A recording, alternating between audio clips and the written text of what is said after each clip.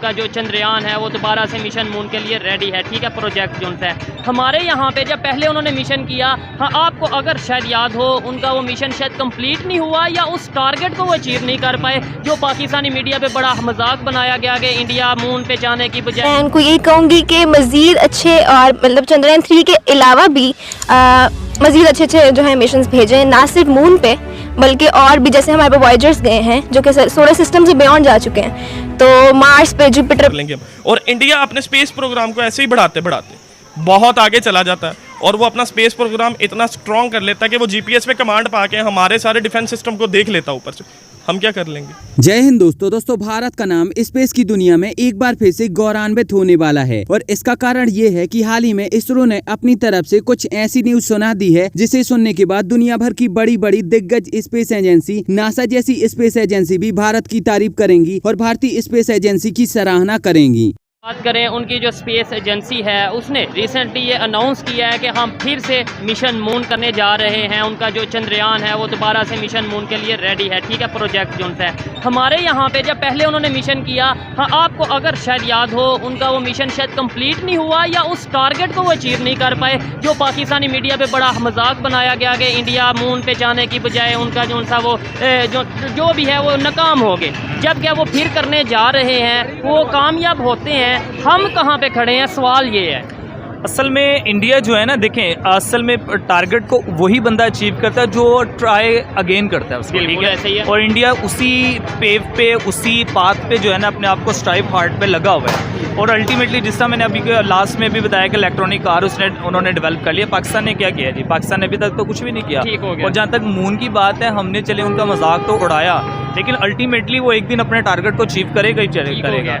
और इसीलिए बजाय इसके कि हम दूसरों का ह्यूमर बनाएं, हमें उस पर मेक फिक्स करें। हम लोगों को चाहिए कि अल्टीमेटली हम अपने अंदर भी तो देखें ना कि भाई हम लोग क्या कर रहे हैं। अब दरअसल हाल ही में इसरो के द्वारा ये बताया गया है कि वो 12 से लेकर 19 जुलाई के बीच में चंद्रयान 3 को लॉन्च करेंगे। इस परियोजना को सफल करने में इसरो को तकरीबन 3-3.5 साल का समय लग चुका है, क्योंकि साल 2019 में इसरो के द्वारा चंद्रयान 2 को लॉन्च किया गया था और अब साल 2023 में चंद्रयान 3 को इसरो के द्वारा लॉन्च किया जा रहा है। नासा समेत दुनिया भर की बड़ी बड़ी स्पेस एजेंसियों की नजर इसरो के इस मिशन पर टिकी हुई है और इसका सबसे बड़ा कारण ये है कि इसरो ही पूरी दुनिया की इकलौती ऐसी स्पेस एजेंसी है जो कि किसी भी मिशन को सस्ते से सस्ते दामों पर पूरा कर लेती है। दुनिया की कोई भी स्पेस एजेंसी हो, चाहे फिर वो अमेरिका, चाइना या रूस की स्पेस एजेंसी हो जो कि इसरो से आगे हैं, या फिर यूरोप, जापान और कोरिया जैसे देशों की स्पेस एजेंसी हो जो कि इसरो से बहुत ही ज्यादा पीछे हैं, सबके सब केवल इसरो से यही सीखना चाहते हैं कि इसरो इतने बड़े बड़े मिशन इतने सस्ते दामों में कैसे कंप्लीट कर लेती है। इतना ही नहीं, इसरो ने तो पूरी दुनिया में ये वर्ल्ड रिकॉर्ड बना दिया है कि इसरो के अलावा दुनिया भर की कोई भी स्पेस एजेंसी इतनी ज्यादा ताकत नहीं रखती कि वो इसरो के जैसे इतने बड़े बड़े मिशन को इतने सस्ते दामों पर कर सके। और ये बात बिल्कुल सही है, इसरो के अलावा पूरी दुनिया में ये कोई और स्पेस एजेंसी नहीं कर सकती। हालांकि ये एक इसरो का टैलेंट भी है और साथ ही साथ इसरो की एक मजबूरी भी है, क्योंकि आप देख सकते हो कि भारत सरकार इसरो को इतना ज्यादा बजट नहीं देती कि जिससे इसरो और भी ज्यादा भारत का नाम रोशन कर सके। और आप देख सकते हो कि साल 2023 के बजट में तो भारत सरकार ने इसरो का जो बजट है उसे पहले से और भी ज्यादा कम कर दिया है। तो इसरो के सामने ये एक टैलेंट से ज्यादा मजबूरी है और इसरो को ऐसा करना बहुत ही ज्यादा जरूरी है, क्योंकि अगर इसरो सस्ती सस्ती चीजों में दिमाग नहीं लगा पाएगी तो फिर वो भारत का नाम रोशन नहीं कर पाएगी। इतना ही नहीं, जहाँ पर दुनिया भर की बड़ी बड़ी और दिग्गज स्पेस एजेंसी, नासा जैसी स्पेस एजेंसी सालाना अमेरिका का नाम रोशन कराने के लिए तकरीबन $23 बिलियन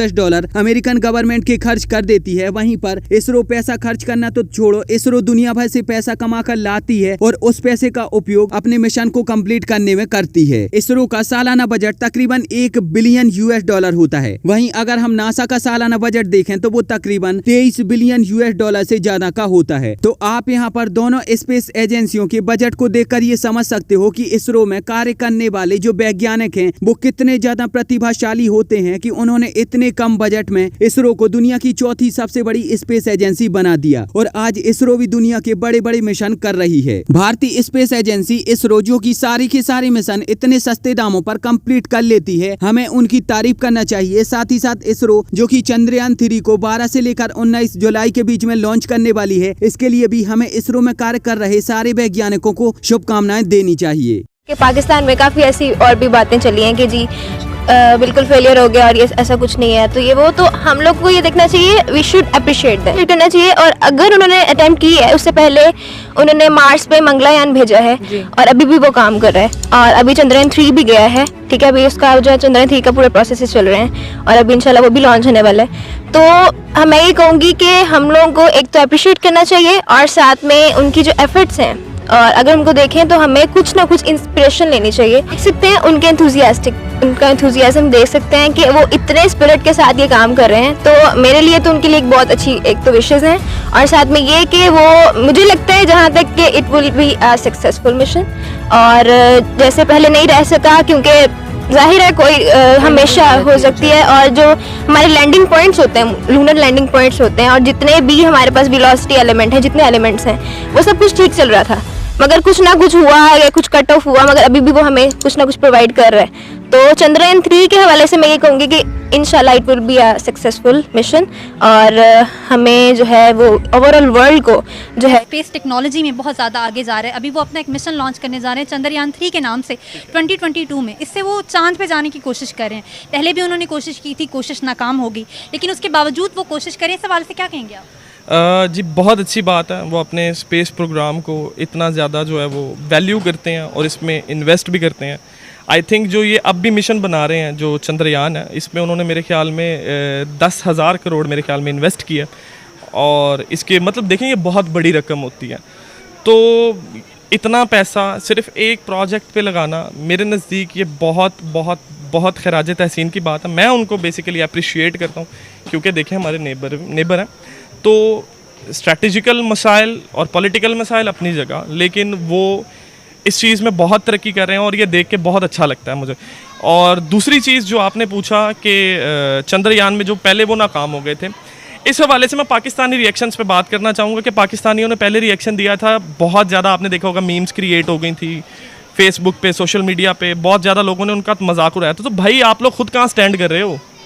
आपका जो स्पार्को मिशन है उसको जानता कोई नहीं है। आप यहाँ मतलब इंडिया के उसकी बात कर रहे हो, इसरो की, वो जाके जॉइंट वेंचर्स कर रहा है नासा के साथ और दूसरे बड़े बड़े स्पेस प्रोग्राम्स के साथ।